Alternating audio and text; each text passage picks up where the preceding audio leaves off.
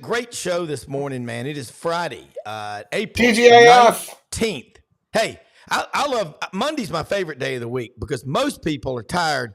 I come out swinging. I love it. Come out fight ready every day. Great show in store for you today. Savant Friday. We'll check in with Doug Dean down in Birmingham. Dave Tompkins in the Low Country over in Beaufort, South Carolina. Frank Duffy out in Palm Springs, California. I'm just glad I'm not trailing a truck right now to steal the internet down the highway. You get an award for that. That's called finding excuses to win. That's what you do, Brendan. Well, actually not. It's called, having a dad named Buddy Martin. Yeah. You're just industrious. You're a winner. We know most people would say, no show today. We made it happen. No, we don't God love truckers. We'll tell that story later, but it's a good one. It's a good one. Hey. God love. That was his Wi-Fi password, by the way. Hey, his Wi-Fi password was toot toot. I love it. Smash the subscribe button in the bottom right-hand corner. Do that. And allow notifications on your Android or your iPhone. You love the SEC and you love the South, the Southern footprint, or wherever you are and you want to hear about it, we're your show. We're coming right back. Get pen and paper handy because there's going to be a lot of notes to take. Friday's edition of Sidelines coming up now. SEC Savant Friday. SEC Sidelines, Sports Network, and SECU, and the Texas podcast drops tonight. Woo! Don't forget that. Hook 'em horns!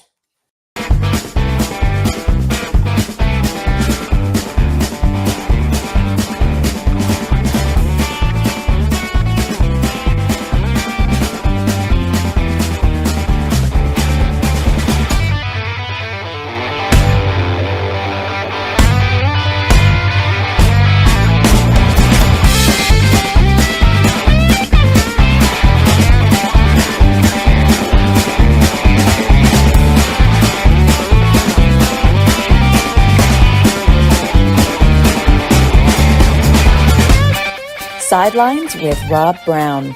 Talk sporty to me.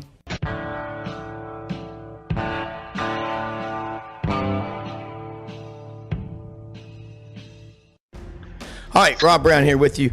Frank Duffy, God love you. You've been wrestling with them angels, as Coach Dye would say out there after that unbelievable story, and we'll talk about it during the show today. God love you. I had Audrey read that last night. We just got back in from Atlanta, and we were both shaking our heads. Dave Tompkins, good to see you. Doug Dean's going to join us here in just a few minutes. Brendan Martin, our executive producer. Y'all, yesterday we had storms so bad down in Ocala. He had trees down in the neighborhood, knocked all the power lines down. Brendan, being the industrious executive producer, badass that he is, went to Starbucks. They had no Wi-Fi. None. Went to a truck stop, and they had it, but he followed a trucker on the interstate within – basically, he was drafting off his back wheel so he could get the Wi-Fi signal, and we made the show happen. You hung in there and you fought, and you brought the damn thing home. I was driving down to I-75 like this with a guy who recognized me in the truck. I saw his Gator sticker in the back of his truck, and he deduced that I needed internet, and we talked. I got up the air, and then he goes, "I got to get down. Which way you headed?" I said, well, I'm wherever you're going. Head southbound. Get on my butt. Let's go. Meanwhile, on I-10 and not I-10 in New Orleans, some other heroics occurred. Yeah. Yeah. And Frank, you were out. That was what was so crazy. You were out in Palm Springs, California when you had the close call yesterday. It's unbelievable. So Rhonda and I went to Baton Rouge over the weekend, LSU spring game, went to New Orleans. We had a French Quarter Festival, had dinner with our daughter who's graduating in 3 weeks. I can't wait. I'm ready to get her and LSU off the payroll. But we decided we were going to come out. We have an event out here in Palm Springs. Rhonda had an event that she wanted to go to.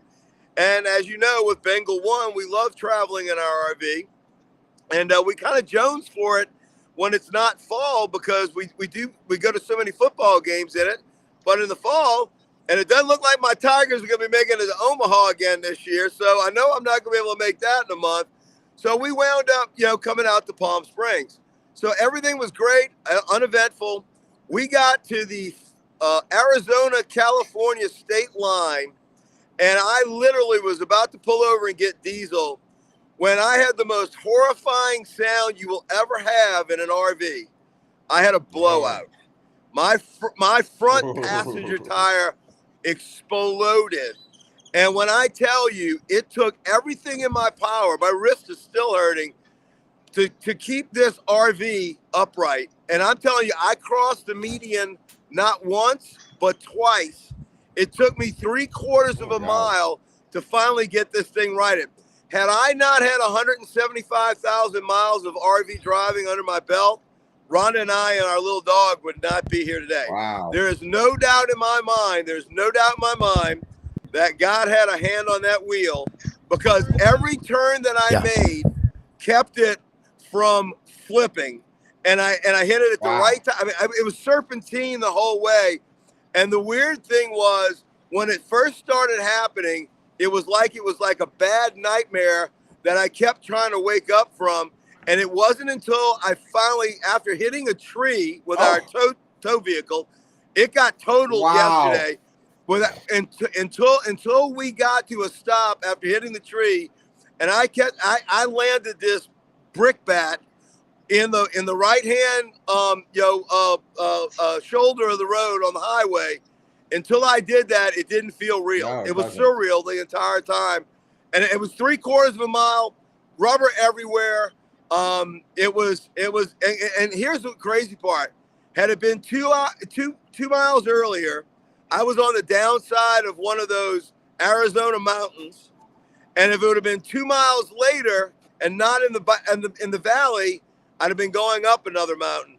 But it was typical horrible right-hand lane, bad highways where every truck goes over, and it hadn't been fixed, and it was potholes. And I rode in the left lane, which was much better. But when I got in the right lane to get over to get some nice red state diesel as opposed to blue state diesel, which is $1.50 more because of all the taxes, the second I got in that right lane, it blew. And I'm telling you, it was a white knuckle ride for 3/4 of a mile. That is, I mean, you think about blowouts. When you see an 18-wheeler, they have 18 tires. Look at that. Look at that. Good gosh. Yeah. Bengal won. God. Bengal won. God. Hey, let me tell you something. Bengal 1 is one sturdy MF, because these things, when they torque, if this would have been a lesser coach that didn't have the weight behind it, Bengal's got a little bit the caboose. I'm telling you, if this would have been like a gas-driven one and not one of these big diesel pushers, that thing would have twisted like a beer can. And I'll tell you what else saved us. I chewed out Rhonda, not really bad, but I said, why are we getting rid of my yellow LSU Wrangler, that wonderful little tow vehicle, which I could scoot around in? Why are we getting a Lincoln Navigator, this big old giant beast to drive behind us? Well, that big anchor, that Navigator, probably also kept our tail end from going off the road. But it gave its life. It sacrificed. If there was an RV Medal of Honor, it would be getting it posthumously today, because it kept us from going over. But it got totaled. I drove it over to the collision place yesterday. It could still drive. And then the guy walked up. He goes, your wife called up and said you were bringing this over because it had a little damage. He goes, that's not a little damage. He goes, I'm totaling this for you. So it's been a surreal day. So as most of the time, as happens in RV world, it's not all gumbo pots and games. Here's the ugly side of it. We're sitting here at the Freightliner in Phoenix, Arizona. Had to turn back, come back to Phoenix. So we're here until they can fix my radiator. They put the new tire on. We're heading on to Palm Springs. We're carrying on, boys. Just because the first bullet whizzes past your head, you carry on. But I think there will be new battle plans once we get back to Georgia. Get back to safe behind enemy lines. Any less of a producer, and there wouldn't have been a show yesterday, but Brendan powered through. Drafting the truck on I-75. And thank goodness the Medal of Honor is not posthumous. It's still a Medal of Honor, but it's not posthumous. So we're just happy you're here to tell the story. Yes. To try to put a little levity into it, but that doesn't really warrant levity. But maybe God was telling you not to enter the state of California. Very true. Hey, look, I could literally see the state line from where I was. There was no doubt. And an interesting part was having you, your wife, and your little dog have to stand in the sagebrush off of the road in Phoenix, because the real danger, honest to God, I was more petrified being outside of the RV as I-10 traffic was whizzing by at 80 miles an hour, because the speed limits are higher there. Wheel by the RV is like, gyrating on the road from the wind, and we're sitting out there at sagebrush. I mean, just waiting for that Western Diamondback or those Scorpions to start coming out. And it was right at that. It was beautiful. And Ronnie even said, she goes, "Look how beautiful this sunset is." My wife is forever the optimist of trying to look at things in a positive way. And so we were sitting out there in the sand dunes while the big, and look, when you break down in one of these babies, it's not like Joe the tower is going to be able to come get you. They had what was called the monster tow truck that came out and lifted this beast off the ground to go the 2 hours back to Phoenix. So, hey, let me tell you, I couldn't perish in this damn thing.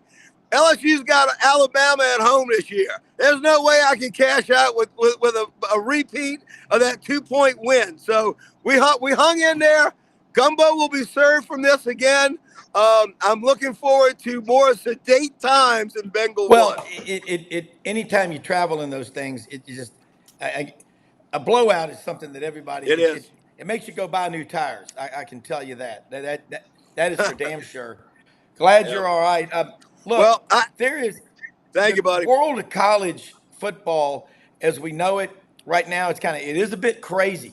How many of y'all are looking at the transfer portal tracker? I mean, it's like the ticker, Dave, at the bottom of the screen for the stock market. You've got guys now that are visiting your campus in January, going to another school, and coming back at the end of spring practice. I mean, you can't keep up with it. I mean, I would rather keep up with the NASDAQ ticker, stream, because who knows? I mean, what's going to happen? I don't know. I mean, it's just so crazy to compare right now to even like 3 or 4 years ago. It's just crazy. Yeah. Well, your nutty thing is that you've got there's no rule. Is there any new ruling about, like, within the SEC, you can't transfer, you can't just play musical chairs within the conference, but you can anywhere else. And I mean, you really, if you were issuing a depth chart as a coach, you're nuts, because these kids will look on there and go, I mean, God forbid your starting quarterback gets hurt. Who's going to play? You're going to have to, maybe the GA has some eligibility left on the sidelines. You'll know my depth chart when we go out for the kickoff. That's basically what it's going to come down to. This is a week by week anomaly. Yeah. And look, I mean, it's gotten so crazy that you've got guys leaving and coming back to the same team. I mean, it's mind-blowing. Yeah, it is. And going outside of the SEC to see how, like, this time a year ago, Coach Prime owned the transfer portal. Now he's being decimated by it. I mean, it's just how quickly fortunes can change, program by program, conference by conference. I read something yesterday that the coach most on the hot seat next year is Ryan Fox at Ohio State, because with all the benefits they've gotten from the portal and from NIL and their collective, if they don't win the national championship next year, it is a colossal failure. Yeah. And I really. It's more in basketball. I really see why coaches are increasingly saying, you know what, life's too short. I've had enough. Yeah. Dabo Sweeney might have been crazy like a fox, but the problem is, if everybody else is doing it, what's the old saying? If you're on the Serengeti, whether you're a lion or gazelle, you better be moving come sunup, no matter what. You got to keep up with the Joneses. And look, look, prime example of Prime. You live by the sword, you die by the sword. If they come in, it's like somebody, a woman or a man that has an affair on their first wife, and then they get shocked that the second wife goes and runs around on him. Well, duh, that's how you got her in the first place. Well, that's exactly what's happening with the portal situation. And Nick Saban called it. Once again, I hate saying anything nice about Nick, but Nick called this thing early on. He said, look, this is what's going to happen. I'll play it. I'll play it as good as you or better, but this is what's happened. And look, we all call this. Rob, Dave, Brendan, this was before you were with us. But back in 2020, when we were on the beach on 30A, when we were figuring out that the Big Ten and the Pac-12 were spineless and gutless, that wasn't going to play, and we were sitting there talking about it, we said if this opens up and this type of portal comes out, it's going to change college sports, and it did. We called it that day. And it hasn't ruined college sports. Summer of 2020. It hadn't ruined college sports, but I'll tell you what it's doing. There's no movement among fans yet. When the fans start to revolt, they'll start listening. And right now, the fans are just taking it and saying, well, that's just the way it is. Again, you can't allow your teenage children to run the household. And this, we got to get rid of this BS. These athletes are victims. I've had enough of that crap. I'll tell you who the victims are. It's the fans who are just getting pounded over the head with a stick. Buy season tickets, pay for priority seating, give to NIL. And by the way, buy a program which may be irrelevant by kickoff because several guys have already quit. You're screwing the fans. And I'm telling you, this we've got to look. Professional victimhood has been alive and well in this country for a long time. Dave Tompkins, there are a lot of people. You go in the Army. You may not like your original MOS or your whatever. You deal with it, don't you? You can't just pull over to the side of the road and quit. That's why God gave us windshield wipers. Yeah, and it's. I mean, in my opinion, the area that's most exposed is the Southeast and the SEC primarily, but a little bit the ACC, but really the SEC, because our culture has been for decades is that Saturdays matter infinitely more than Sundays. Yes. In other parts of the country, even in Big Ten country, the Sundays matter just as much as Saturdays. Yeah. If we ever switch, if we ever say, hey, we're going to start watching the Falcons, we're going to start watching the Jaguars, we're going to start watching the Texans, we're going to start watching the Saints, and that's going to matter as much as, the Saints matter to Frank, but they don't matter as much as LSU. And if that switch flips and we do our errands on Saturday so we can watch the NFL on Sunday, game over. Yeah. It is game over. The college football will implode from the Southeast all the way out. I live for my Saints, but I die for my Tigers. Yeah, and think about this. On a Saturday, you're up at 5 or 6 in the morning on game day. Right. On Sunday, you're on the couch dozing in and out of sleep watching an NFL game, or you're doing multiple things. Our hearts, our souls, our DNA in the South is hardwired to college football. And you can say, well, and I'm tired of this narrative that, well, the coaches make all this money, the players should too. Try doing that in the business world when you're a 22-year-old college graduate working for a big company. Don't go tell the CEO, I should make as much as you do. You won't be hired. But look, I'm all for capitalism. I say this every day. But the portal, you look at some of these kids now that are going to 3 schools in 1 semester. How many people would tell their kids that's okay? Doug Dean in Birmingham. We've got 2, a Duffy, a Dean, Dave Tompkins, Rob Brown here with you. I've been watching this tracker portal, and Doug, we had a great show Monday when we were talking about it.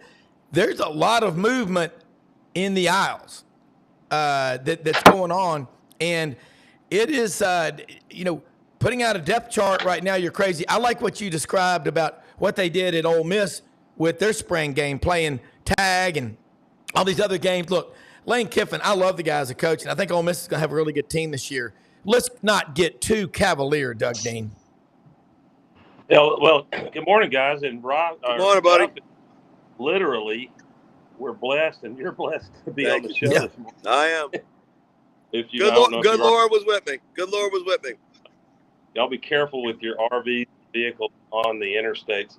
But Rob, if you're referring to the blasphemy, and by none other, it would have to be from Lane Kiffin of not pretending playing a fake football game so that fans pretend that they're actually getting a clean read on what they've got. I don't know. This might be one of those rare occasions, Rob, that you and I have a slight difference. I think what Lane was doing was saying, listen, it's such a joke. You don't really get much out of the spring game, maybe here and there. The fans see, is Cam Coleman really a 5-star like we think? But he's not going against quality defensive backs with playing exotic coverages or blitzes. So I think Kiffin's saying, I'm going to make this a fun party for the students.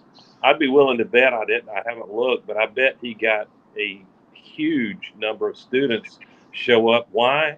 Because there was a tug of war between the sororities. I mean, what more do you need on A-Day? And I think he's making it a recruiting event. Hey, players, if you come here, you're going to work hard during the spring, and there'll be some contact scrimmages. But while everybody else is having a real A-Day game and you're risking injury, we're just going to go out there and have a big party. So Yeah, I don't know. it was like give Lane a little. It was like LSU's watermelon party at the end of spring, only that they had all the sorority girls come. Look, Lane's just a different cat. He really is, and I mean, I like his freshness, but it's more of a thumb, in the nose of convention is really what it is. I think Lane likes being Lane more than anything. I will tell you though, Doug, it was the worst example of bringing a knife to a gunfight that I've ever heard on social media when all of the Ole Miss people started trolling LSU fans by saying the 50-yard field was the same field we played with against Alabama in the national championship game, of which the barrage of "you haven't ever been to Atlanta" came out like I've never heard the missiles come over. See, yeah, I mean that's what's beautiful. Fan bases disagreeing with one another, and I have to disagree with Rob on. I think it's the first time I ever disagreed with Rob in my life. Just prior to the show, he claimed that Haas's hat size was 7 3/4. It's at least 8.5. The great late Dan Blocker. It's at least 8.5. I was telling Brendan I'm going to get him a hat from Hewlett and Dunn, a cowboy hat, and he just said he had a big head. Haas was a 10. Yeah, you're gonna fit Hop Sing up in that hat. Yeah. And by the way, that's my new nickname is Haas. I love it. Hey, Lauren Green, Dan Blocker, the whole gang. Michael Landon on there. That show had lots of surprises. Well, it never did. Let me say something. Throw this at y'all. We had Jake Wimberly on the show Wednesday morning, ESPN 105.9, the afternoon drive in Jackson, Mississippi. Jake has a great show, and he puts out these matrix of forecasting. He's got LSU chalked up at 9-3 for this coming year, and he can give you an explanation. Check out his matrix. But guys, he pointed out something, Doug.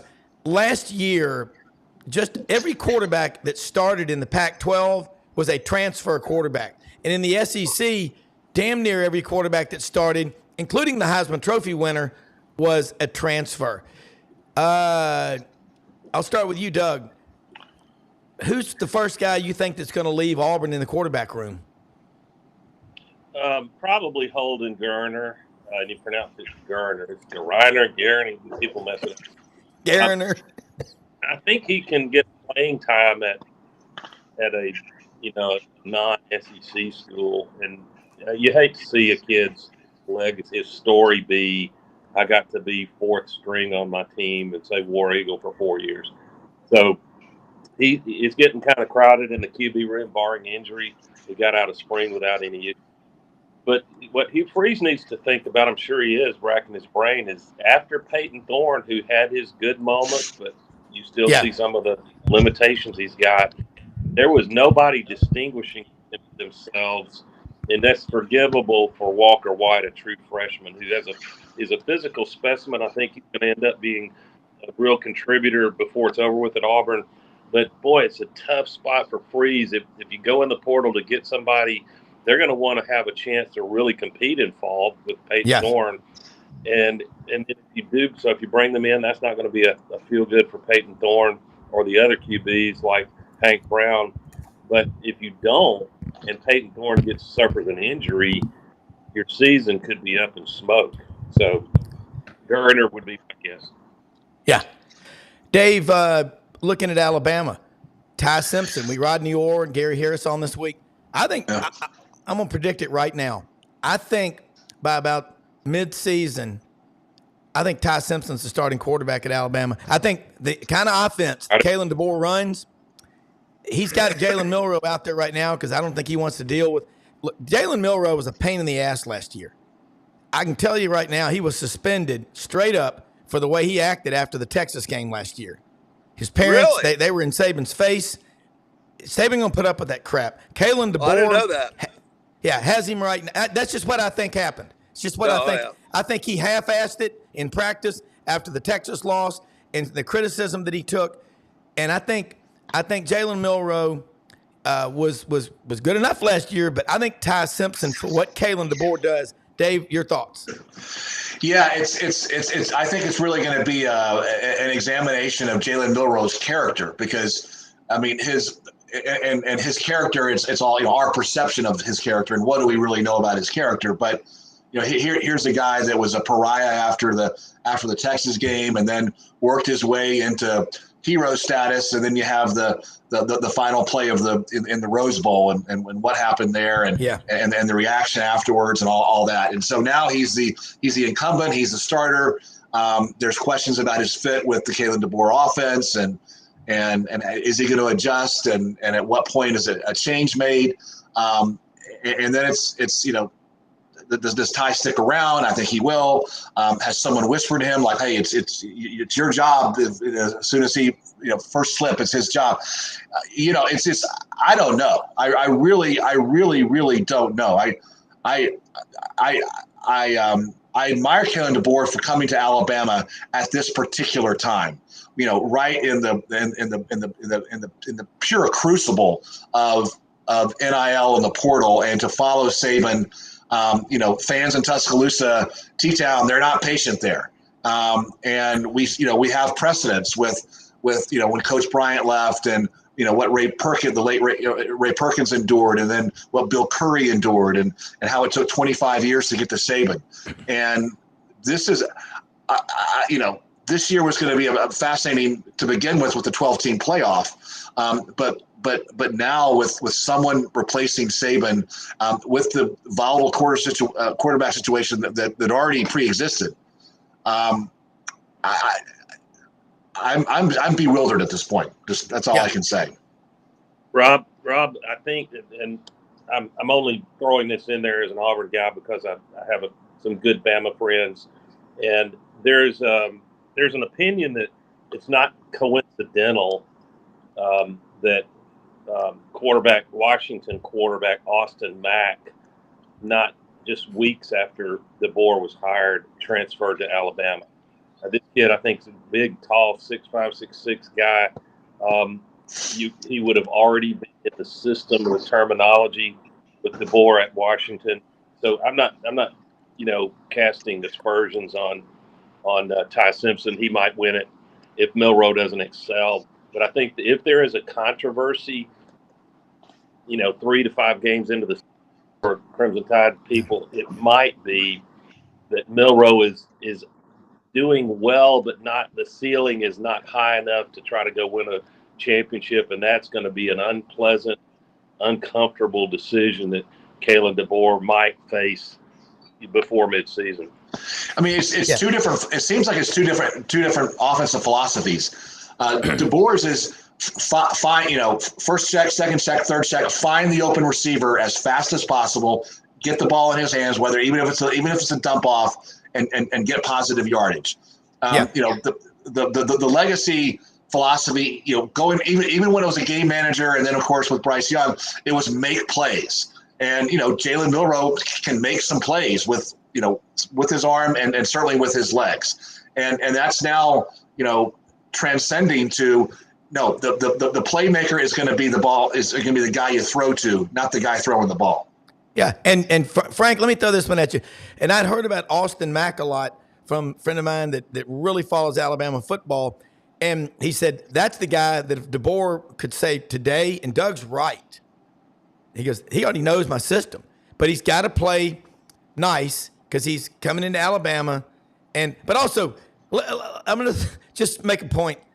Maybe the most shameful moment I watched in TV in college football last year was at the end of the Iron Bowl when Robbie Ashford, went up there and man-hugged, Jalen Milroe after he had just interviewed with CBS after winning the game. Like he battled him for a full 60. That was Peyton Thorne that did that. I'm glad that guy's gone to South Carolina. Good riddance. Frank? Yeah. Well, look, Alabama's got options. I think DeBoer coming in there, to Dave's point, it's more to do with the optics of being a new coach and taking over for the greatest coach of all time. He might want to make decisions, but he's going to have to be very sensitive to the room and to the boosters. So I think you're going to see a true competition. But Jalen Milroe, for whatever you want to say, once he got out of that South Florida game, he was a different player. And if you take away the last play of the Rose Bowl, I mean, he played extremely well down the stretch. So yeah, I think he's going to be your incumbent. I get the fact that he might not have DeBoer's system down, but I think it's going to be hard to replace him after that 9 to 10 game run, 11 game run that he went on. I mean, look, I watched every play of that South Florida. I had it on my 4 screens in the room. I watched every play of that South Florida game, and it was like a light switch came on in that rain fest in the fourth quarter, and Jalen Milroe was a different quarterback. So I think he's going to be the quarterback to go. I will tell you very briefly, my answer for LSU is real simple.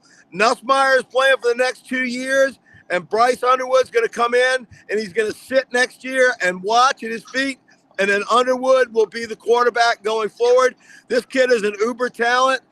Our days of plucking Heisman trophies winners from the portal, I think, are over. If we're going to get another one, it's going to be homegrown with both these two kids.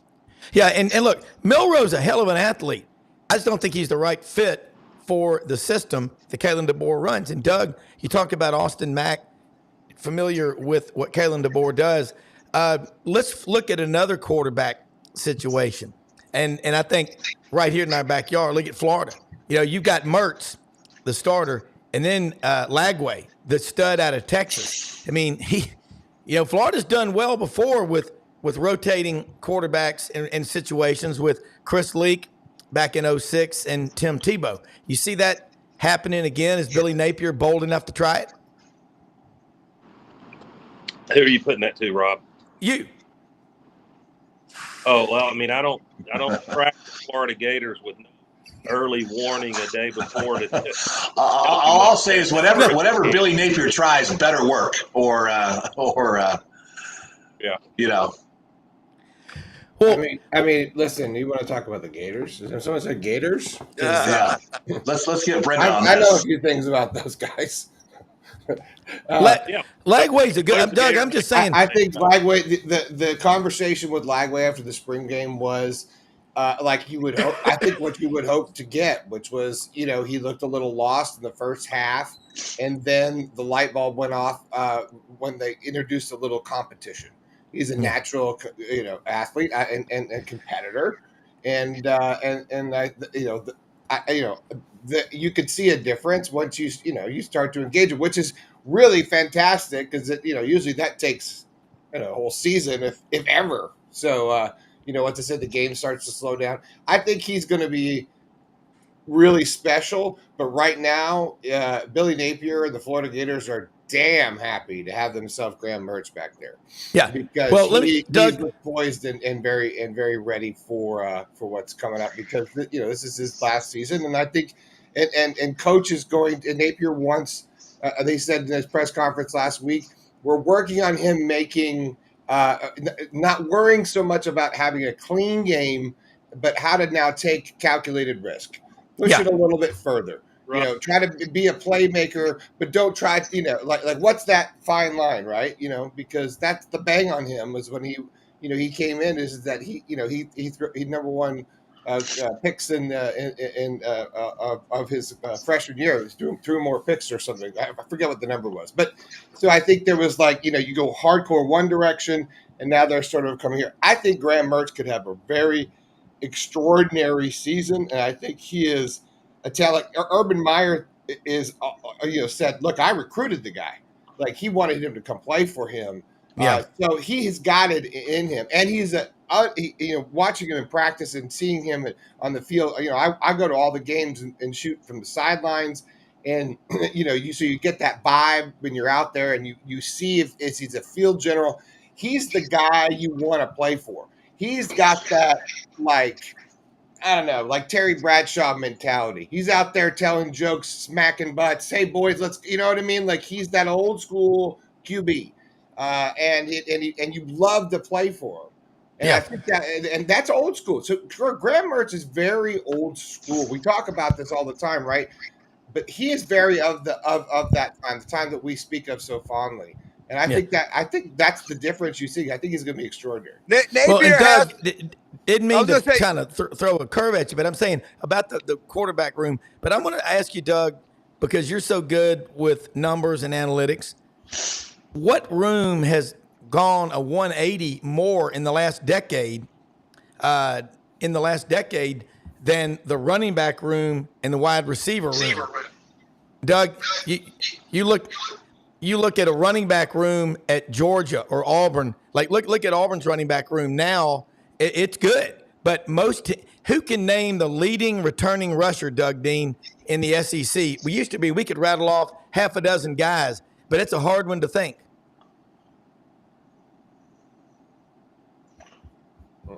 Major problems with the sound breaking up. Am I the only one, Rob? Yeah, it's all good. It must. You're I good. mean, yeah, it's all good on our end. We can hear you.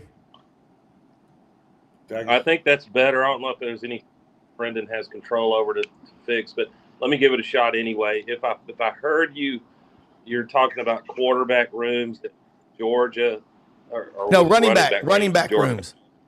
Oh, The running back room. Yeah, I think Georgia's the odds-on favorite for a lot of reasons. You've got chaos and disruption at Alabama. That doesn't mean DeBoer can't go win a national championship. They've got the roster to do it if all the stars align, but it's still disruption, change. And so as far as running back room, if Auburn does not lose, for example, a Jeremiah Cobb to the transfer portal, I'm not saying that that's a rumor, but Yeah. the one I worry about a little bit.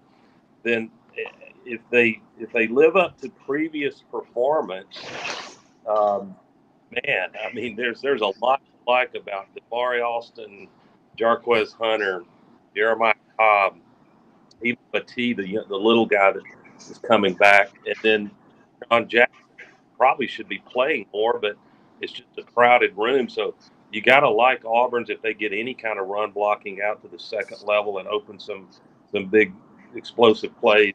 But, I mean, Georgia's always going to have a talented backfield. Normally, Alabama's always going to have an elite backfield and throw probably two or three other SEC teams in that mix. Yeah. And Rob, to your, I think Doug brilliantly answered the question he thought he heard, but I think you asked a slightly different question because of the audio issues. But on running back room versus wide receiver room, Yeah. who I think Derrick Henry was the last running back in the I could be wrong, but I believe Derrick Henry was the last running back in the SEC who was the showpiece of the offense. I mean, in the past handful of years, I can't recall any running back in the SEC across the SEC who's been the showpiece of the offense. Great point. Maybe Leonard Fournette a year or two later, but it's rare. Yeah. You had Henry 13, 14, 15, Fournette 14, 15. No, 13, 14, 15, Fournette 14, 15, 16. Yeah. You know the leading returning rusher in the conference is, Doug Dean? Montrell Johnson, Florida. Oh, at Florida, interesting. I would have, before last year, I would have guessed the running back at Ole Miss, Judkins. But he's gone. Yeah. He's gone. Yeah. Yeah, he's gone now. So leading returning. Did he lead rushing a year ago, Rob, if you remember? I don't think so, but he's just the leading returner because Judkins, I think, was at or near the top, but he's up at Ryan Day's daycare, Right. I call him Ryan Foxway. Well, listen to Ryan Day. Silly me. That's all right. We knew what you meant. Oh yeah. It's a little bit of I've been under the weather for a week, so my savantism isn't quite what it normally can be. Let me throw a provocative and kind of it's going to be a to be determined answer to this, but dynamic into the discussion if y'all are interested. Leave it to Jerry Jones, if y'all didn't talk about this before I joined you, to step out in the room. This might not be accurate, but that he allegedly, Jerry Jones, Cowboys owner, our big Arkansas booster, has offered to double the NIL money of any Kentucky player, with Coach Cal going from there. Talk about cannibalism and mercenary that just screams for some kind of enforcement oversight, and yet they can't, because we're in this damn box between the Supreme Court of the United States and what they have said they would slap down or not, and the complete dysfunction of NCAA to do anything to rein this in and make it rational. But Hey, Doug, I have more control over my blowout for the 3/4 of a mile down the I-10 in Phoenix than we have control over what the hell's going on over here. Touche, Rob. I love you. Ryan Fox played at the Masters last week. That's correct. He also had a hole-in-one at the Players. Yep. I was that on 17. Ryan Hey, Fox. listen. Can I finish, guys? Let me finish the thought, and then y'all can react. Duff, I'm glad you still have a dark sense of humor, which I have a real appreciation for. The jokes about death and dying in an RV in the Bingle one on the interstate. But so my point is, the question is, we're going to have 10 or 12, I guess, super uber wealthy NIL funded programs, and you know who they are. You can debate 5 or 6 more. That being so, and unless there is Congress, we shouldn't count on acting on anything. If you look how dysfunctional Congress has become, and if they ever were not, then the question to me is, is it going to become 4 or 5 teams that year in, year out dominate getting entered into the 12th playoff, and in one of those 4 or 5 wins it year after year? There's no big surprises. If you get picked from 5 through 12, what you're getting is a chance to get blown out by Georgia, Alabama, or the usual suspects. Occasionally there will be a Tennessee or Auburn or Ole Miss that rises up and all the stars align and maybe they make a run. But my question is there a yin for that yang? By that I mean, we've seen it in basketball. Let's use Ole Miss as an example. I think Kiffin's doing this. Can you go get players that intentionally they are not going to be able to transfer very likely? They're not going to enter the draft very quickly. What you get is you get 3 years with them to develop. So you've got this core, and then if you've got $10 million in NIL money, make up a number, you can go get not 15 or 20 elite players, but just like Auburn 2010, go get 3 or 4 elite players, spend 7 figures for a great defensive lineman who dominates and a great quarterback. Can that work to challenge the 4 or 5 insanely wealthy programs that have no salary cap? Well, Doug, I'll say it reminds me a lot of Major League Baseball, the haves and the have-nots. You know, it's why you don't see Kansas City and Pittsburgh and Oakland and these types of teams really have a shot to rise to the top. You've got mostly the big players, with the exception of an outlier like Tampa Bay has a good team every now and again, or Milwaukee. So I'm not saying it can't be done, but I think you're dead on, Doug. It's just going to be the usual suspects, because the mathematical chances of this are just going to be too harder for these smaller, less well-funded institutions and programs to be able to match. It's just, we've gone from the big 60 down to probably the big 15 before this thing's over with. I mean, it keeps getting distilled. And until Tommy Tuberville and Joe Manchin step up, which I thought they were going to do a year or two ago, which now the ball seems that it's been dropped. I just don't see putting the genie back in the bottle on this. I mean, it is going to be what it is. I agree with you. Here's where we're going. Danny Hurley at Connecticut, I think he is basketball's version of Moneyball. And, the Billy Bean and the Oakland A's, and it worked. And so, they've won back-to-back national championships, and they're going to win some more. I don't think that Moneyball construct exists. It's a different kind of Moneyball. It's what Jerry Jones is trying to do with Arkansas. It's like, well, let's buy a team. Yeah, and let's buy a team and give them a 2-year run, and they'll win a national championship. Then we'll break up the team, and then 3 or 4 years later, we'll buy another team and do that. I find that disgusting. I just think it's disgusting. It is. Billy Bean was using a screwdriver to tinker with the system. What Jerry Jones professed to do is take a sledgehammer and bully him. Yep. And what we're going to have, I see this on the stage, like the E7 and the G20 economic summits. You're going to see the top schools in college athletics out there, and there'll be the superpower, one or two superpowers, like Ohio State. I heard this week they've got over $40 million in NIL.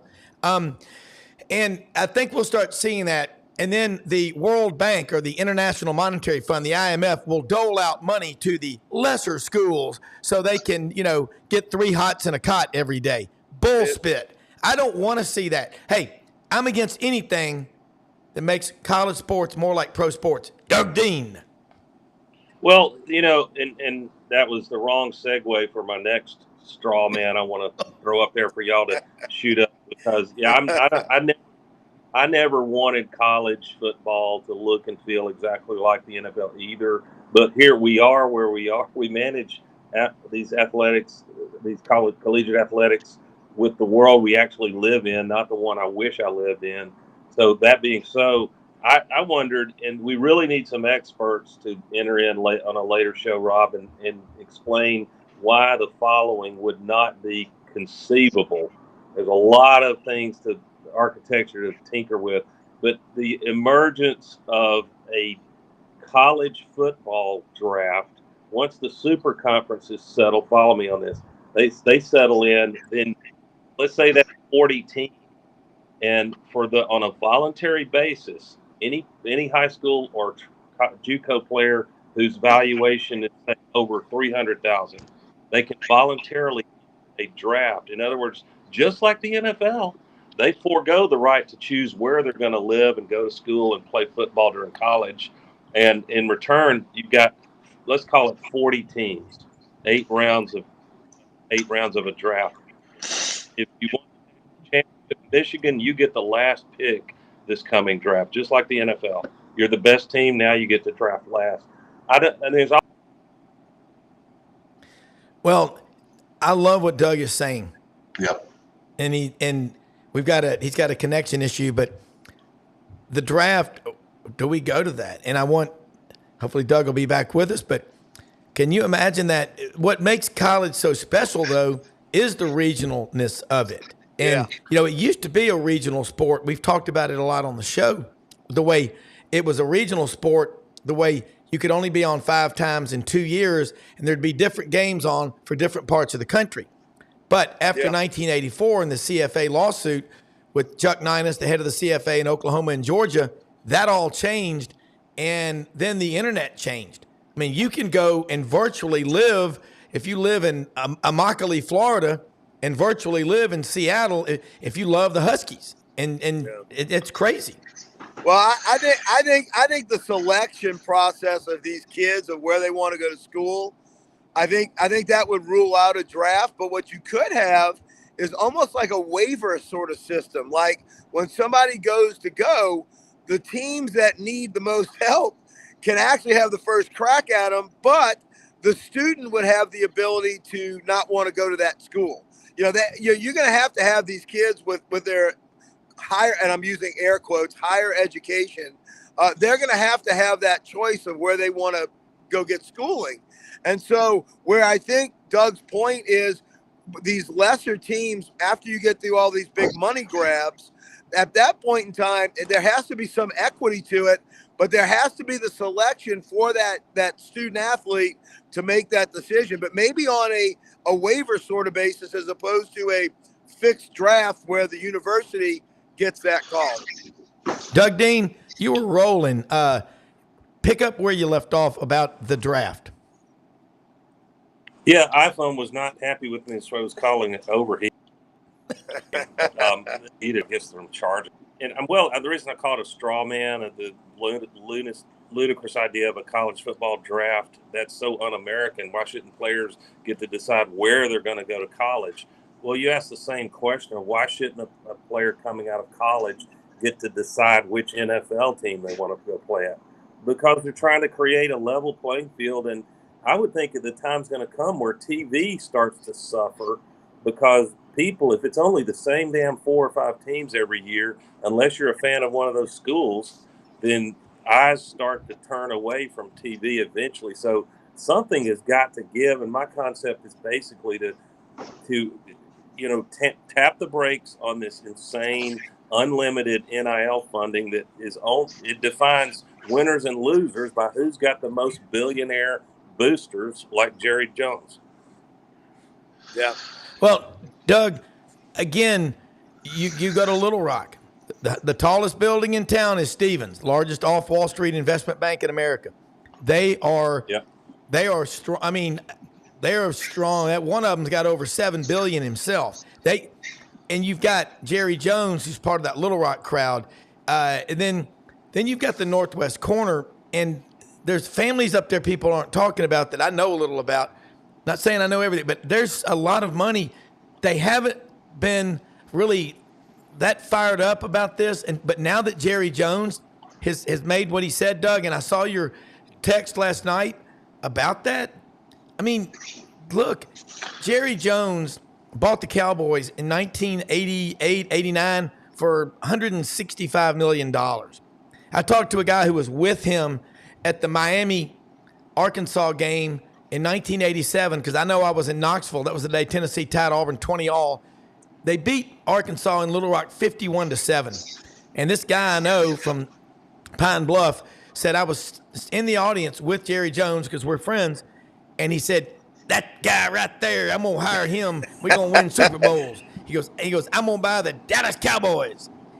Jimmy Johnson, from Beaumont. But, Doug, you send out stuff, and you're so damn right about and you make these provocative, points and straw man, whatever. You're right, though. It is un-American to tell a college kid where he's got to go, but we let it happen in the pros. So we know what the courts have said. 9-0, guys. Somebody take a stab at that. It's all about antitrust laws. And we'll get our resident barrister back on, Jack Turner. But, Doug, if you want to follow up on that, go ahead, Doug. Yeah, to Duffy's point earlier, baseball, curiously, got an antitrust exemption. So we keep saying things done. Well, we can do whatever we want if enough pressure gets put on the Supreme Court, Congress, athletic TV moguls, whatever it takes. We're heading to the toilet, a level playing. I want football. For example, does anybody want UCLA to suck in football? I don't. No, I don't. Yeah. She's got the wrong experience. Yeah, I don't.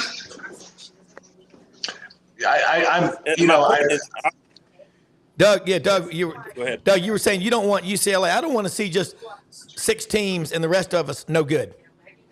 My point is, Now the Pac-12 did some things. UCLA did some things to stop the truck. The 95th ranked recruit. We got some background noise on somebody. Y'all check your ambient. Yeah, Frank, I don't know if that's Frank. Yeah, but go ahead, Doug. Anyway, so I would like that powder blue UCLA uniform to still intimidate. To look, it's been a long time. USC's had its moments, but I want 60 or 70 teams that have at least a puncher's chance to recruit and coach, and the players work hard and have a magical year. And I think fans can live with it. If you only have a magical year every 6 or 7 years, that's fine. You're in the hunt. And I don't understand why we would try to create a massively dominated 5 or 6 teams that the same damn logo is on there year after year. Well, I think the combination of all that we're talking about now in the past 20 minutes that's gone wrong with college football, I think we're all in violent agreement on it. I think this coming year with the 12-team playoff and the massive conference realignments, it's either going to make what we're talking about a hell of a lot worse, or maybe it's going to start to turn the corner towards positive change. We'll see.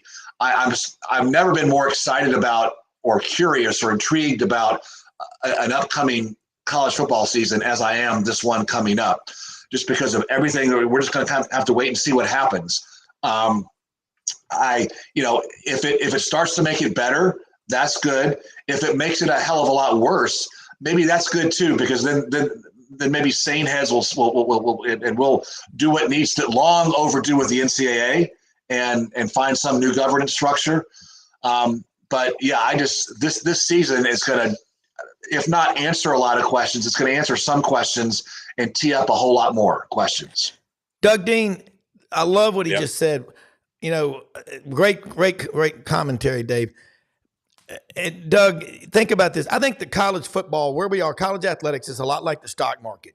You have small corrections of 5 to 10%, medium 10 to 20, and about every 2.5, 3 years, you have a 20 to 30 point correction. We're going through a correction right now. And we have said this on this show since you joined us 4 years ago, and Dave and Frank and everybody, that bottom line, we've had interruptions along the way, but we don't want to see just a small handful of teams dominate, because that's the NFL. Right now, it's boring. I mean, ask the Lions fans. Like, money alone can't solve the problem. When you've got Ford Motor Company, backing the Lions, the Ford family, they own the Lions. That's not it. Money, if money can solve it, it's not a problem. Don't you, Doug? I think there's truth to that. You got to have the right people and a commitment. If Doug doesn't talk, I will, but I'll hold on. Doug, you got it? Yeah. I'll talk then. A few weeks ago, we were talking about, systems coaches and game coaches in college basketball. And that construct applies in baseball. And, while, Texas is not the Rangers aren't the deepest funded team, and they win the World Series. Bruce Bochy is their manager. Bruce Bochy has never lost a Game 7 in his life. That's a game coach right there. That's a game manager. That's a guy that when it's an elimination game, he figures out a way to win. I don't think that really exists in football. I think in football, it's all about the system. And if the system is going to prefer, the top 4 or 5 teams and just them, college football as a national sport gets boring. And that will manifest itself in the next series of TV deals that happen. If this madness continues and the good people of Louisiana start, watching the Saints on Sunday more than they watch the Bengal Tigers on Saturday, and same with the Jaguars in Florida, et cetera, and college football loses the SEC, game over. I mean, that's micro up to macro ending the game, with the TV contracts being, macro down to micro ending the game. But I mean, it's a time of uncertainty and peril. And, to your point, Rob, it is a major market correction. I mean, this is post 9/11. This is Great Recession, et cetera, in college football. And but we have one more kind of market thing to play out that we don't know yet, which is next season. Yeah, Doug, finish up. You were making some great points. Yeah, I apologize. I don't know if it's on my end or otherwise, but it's just breaking up. Like it's hard to hear y'all. But so, on the question, I want to be real clear on this. I really don't mind a dynasty program like Coach Saban deserves full credit for creating. And I don't mind a program winning the national championship 3 years in a row or however many years. But I want it to be a result of, yes, we recruit. Obviously, talent acquisition is king, and great coaching, a great system, timely, big plays made, a creation of a football brand where you've got a home field advantage, and all those things. That's achievement and hard work. But I will vomit on and get disinterested in 3 straight years of a national champion that's result of primarily nothing more than having a few more billionaires than the rest of college football. That is bullshit. And we need to staying at home and turning our TVs off if that's what's going to be created.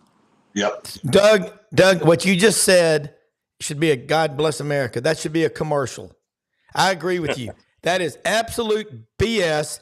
And Frank, when he comes back in, Frank, are you there? I think he's frozen. Oh, there you go. But there's Doug, no room for a George Steinbrenner. Turn off our TVs and give the to the people that think this is cool, and quit saying these athletes are victims. The fans are the real victims, but I don't like to use the term victim because that's a weak term. But Frank, go ahead. There's no room for a George Steinbrenner in college football. No, Steinbrenner saying, "Hey, I'm more important to the Yankees than Derek Jeter." Bullshit. Yeah. Well, we all approach fall. When we all get to fall practice, we all feel like we've got a shot, right? For the most part, let's just use the SEC. We all think we got a shot. We got a puncher's chance to make it, right? Even in the Alabama, except for Vanderbilt, we all got a puncher's chance to make it, even in the Saban dynasty. But what you can't have is if you're in this, basically this uncapped salary situation, and you're going up against the top 5, again, like Major League Baseball, I'll use it again. Yeah, damn right the Dodgers should be in it every year. Look at their payroll. Yeah, the Yankees should have been in it every year when Steinbrenner was running the show. He was overpaying people by 5 times because he had the money to do it. He had the will to do it. And that's not college athletics. That is it's just cronyism. And look, I get it. And look, and God bless Jerry Jones for stepping up and doing it, because until it's outlawed, he's got the ability to do it. But to Doug's point was, we got to have some sort of control, some oversight on a congressional basis, or even as a czar of college football that sets some, ground rules down. If not, everybody's going to be disinterested if you go into it every year and the best you're going to do is the Outback Bowl. Yeah, Doug.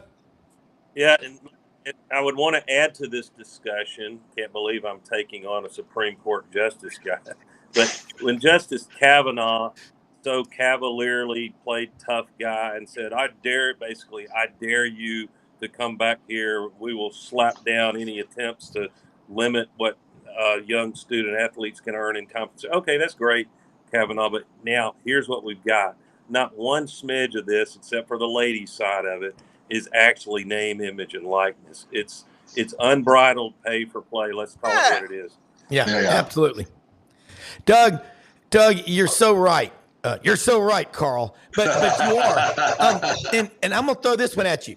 When we were kids growing up, remember we were told by the minders on the 3 city blocks in Manhattan, 6 multinational corporations, that we should all pull for a Dodgers and Yankees Subway Series, because that's the way it is. You got a bunch of people that don't drive, that take the subway everywhere, that don't know how to change a tire, skin a buck, run a trot line. I mean, seriously, they're not out in the real world, and they play stickball. They don't understand. Frank was right.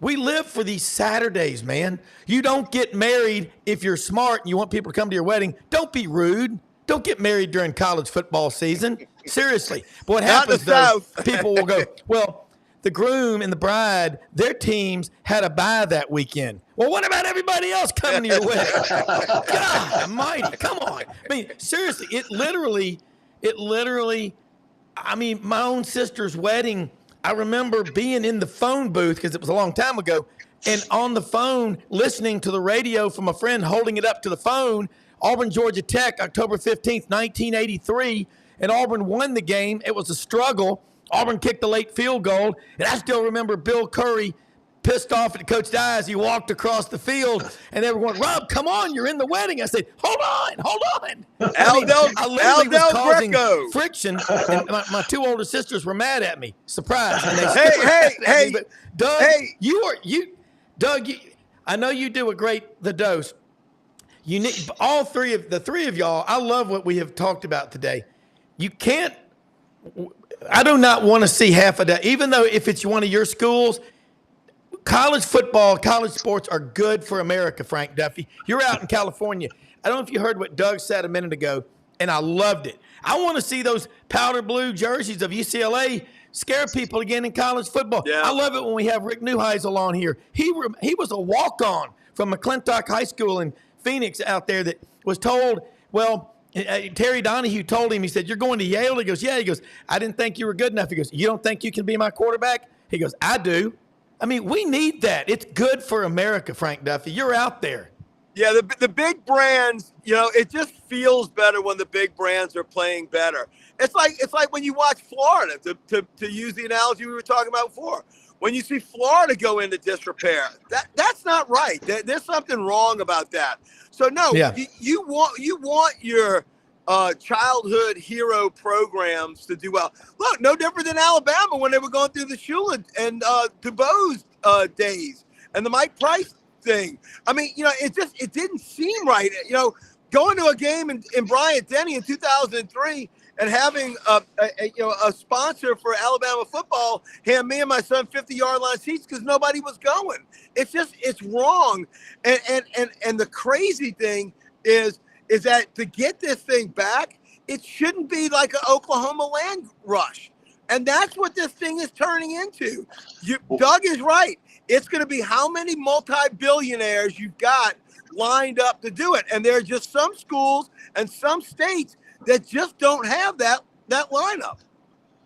Way back when I made my first trip out I-10 through Palm Springs from Phoenix to LA, the journey that Frank's got interrupted yesterday, but thank goodness not permanently interrupted. Yeah. That was in 1990. I was headed out to Stanford, and back then the Pac-10 was something. I mean, you had USC, UCLA, Washington, Stanford had a great football program then. Yeah. And Saturdays mattered. I mean, Cal had a good football program. Yeah. I mean, that was so fun for me for the first time in my life to experience a Stanford UCLA game in the Rose Bowl. I mean, how cool was that? Yeah. That's all over now. And that's never coming back. That's all over. Doug Dean, pick up on that. Great stuff. I agree with that. Well, I was going to say, and what I'm going to say people will correctly say, do you watch Leave It to Beaver, Doug, in your free time? This is going to sound like I wish I lived in 1950 in many ways. I do exactly that. But, we could have sanity if the billionaires could all meet at Augusta National and have a cocktail and say, listen, gentlemen's agreement, we got to be careful about antitrust and collusion here. But we're not going to cross the line, the Rubicon, and into insanity. And we'll have a gentleman's agreement that, in no instance, will our school offer more than $1.5 million for any player. And again, that's like wishing we were in the 1950s, where there was integrity and ethics and rational thought between gentlemen, and there's anything but that these days. Well. And you just talked about that. I remember, we all remember as kids growing up, man, we watched that Southern Cal UCLA game. We cared about it. Charles White, student body right, Marcus Allen. After that, we watched it, and I'm telling you, I listened to a lot of motivation tapes and videos and how to get better. And you know, we've college sports. When you go to a college game, people in the South, they're not all wearing jerseys. You know, you go to a Giants Jets game, it might as well be WWE SmackDown. You know, I mean, it's just a different element. There are more business deals done in the South during college football season, in a duck blind, in a trout stream. I mean, that don't take away that which we love so much. I mean, I really, damn, this has been some of the best stuff we've done because we got smart people. You know, there's nothing wrong with listening to older, wiser people because they've seen things. This isn't the first time we've had some controversy in college. It won't be the last, but damn it, we have no leadership and the NCAA needs to be pushed out of the way.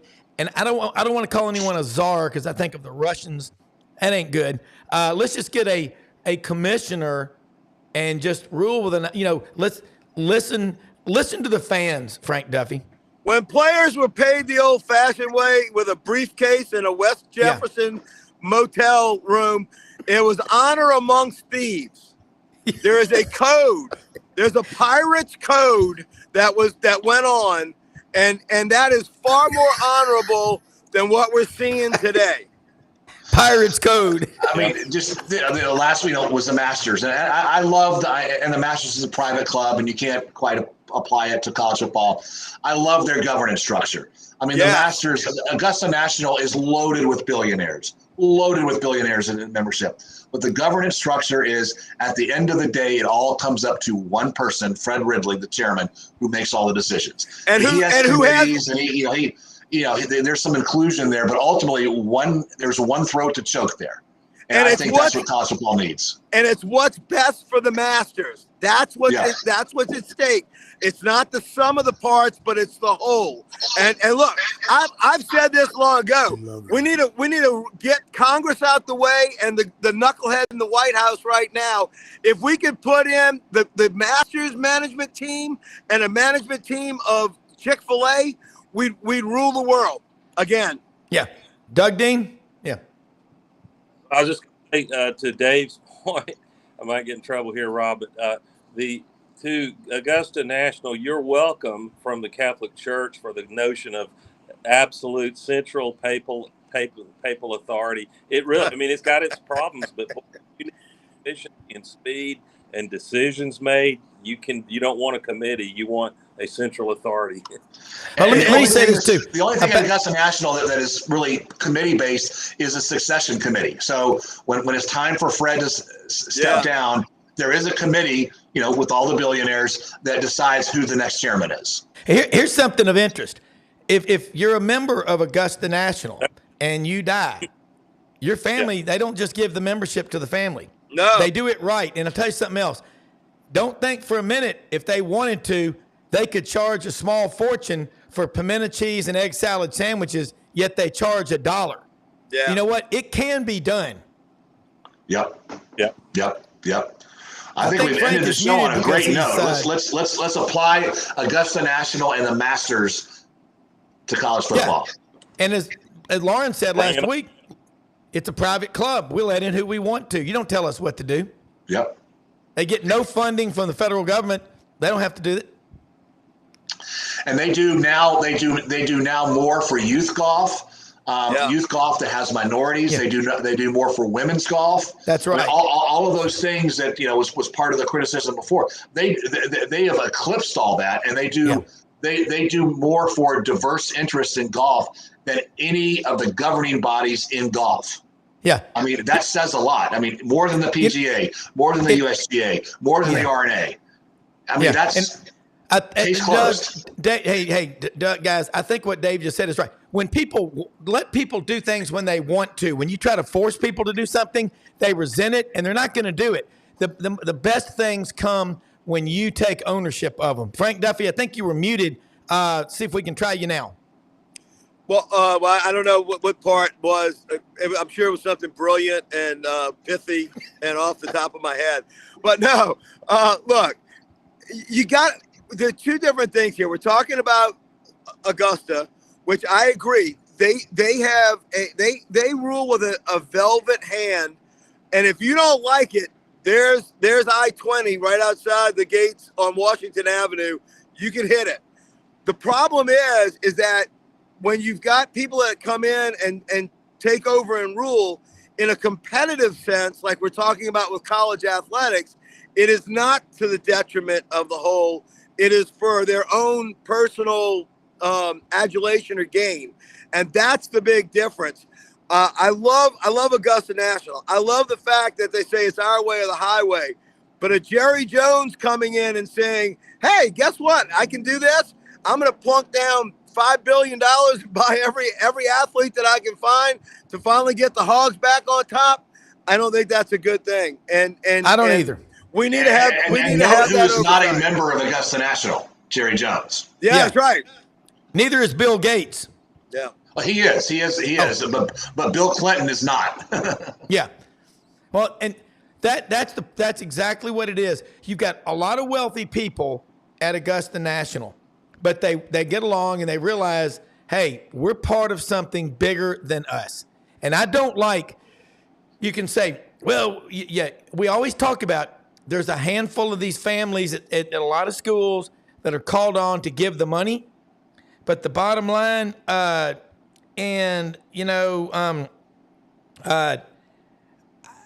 just got to wonder. I got to wonder what if we don't follow the rule of the masters. They've got it figured out. They've got a great model.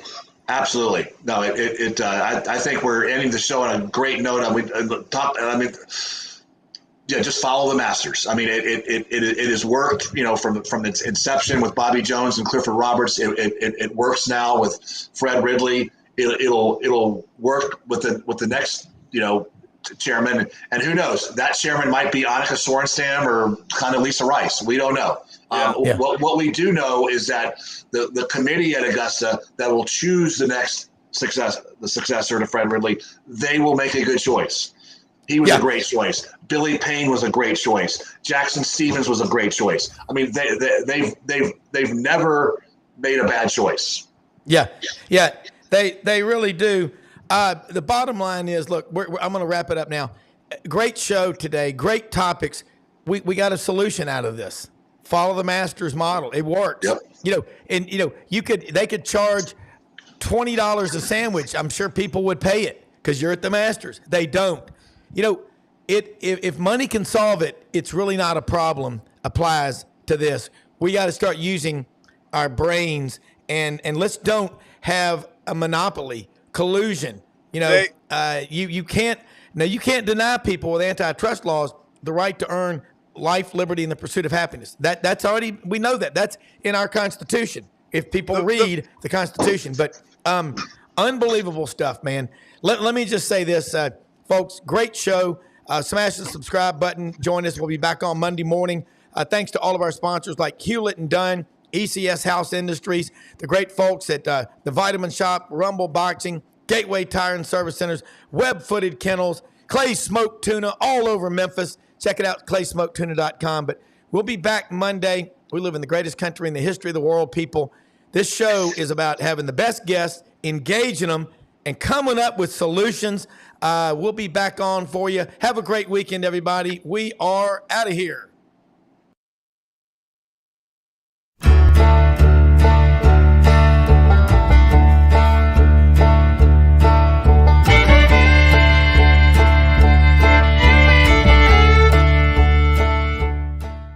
In a perfect world, you'd set a health goal and results would happen overnight.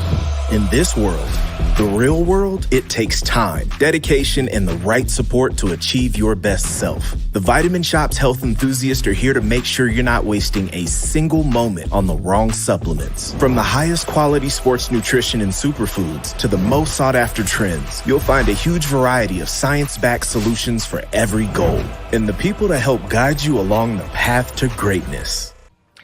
Unbelievably, every 2 minutes in our communities, a child is either bought or sold for sex.